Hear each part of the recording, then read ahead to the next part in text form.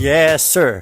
3 buwan na lang magsisimula na ang FIBA Under-17 World Cup na magaganap sa June 29 to July 7 na gaganapin po sa Turkey. Kanina lamang ay ginanap na ang draw, 16 na teams at hinati sa 4 na grupo. Ang mga teams na to ay ang Egypt at Guinea mula sa Africa, sa Americas naman USA, Canada, Puerto Rico, Argentina, sa Asia, Oceania, Australia, New Zealand, China at syempre ang Batang Gilas Pilipinas at mga teams mula sa Europe, Germany, Italy, France, Spain at Lithuania. Philippines. So Philippines will be allocated to Group A.